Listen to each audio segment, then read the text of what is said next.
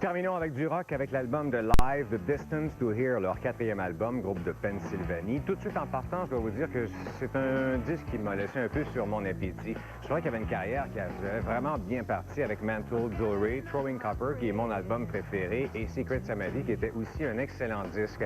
Mais en faisant ma petite recherche pour la critique, je me suis aperçu que Secret Samadhi, ça a été beaucoup moins populaire. Throwing Copper, ils en ont vendu juste aux États-Unis. Je vous parle toujours de statistiques américaines, hein, parce que c'est le seul pays qui tient des statistiques. Donc, il parlerait bien des statistiques québécoises ou canadiennes, mais il n'y en a pas, ou en tout cas, on n'y a pas accès.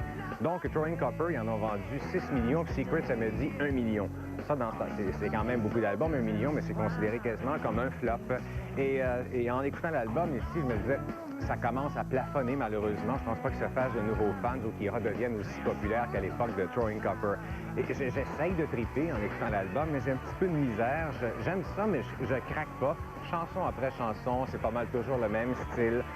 C'est live. Puis la voix de Ed aussi vraiment me tape sur les nerfs. Des fois, lui, son petit tic, c'est yeah, hein, c'est yeah. Tu sais, t'as les nerfs qui sortent du cou, là, puis il y a de l'émotion, là.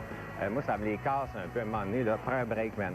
Des petites Prozac, peut-être quelque chose. Et aussi, il y a des petits relents de grunge. La 9e chanson, ça ressemble à du Our Lady Peace mélangé avec Soundgarden. Là, quand live sonne comme ça, il y a un problème un peu. Il continue quand même à donner de la qualité. C'est un album qui a été réalisé par Jerry Harrison, ancien membre de Talking Heads, qui avait fait les 2 premiers albums de live.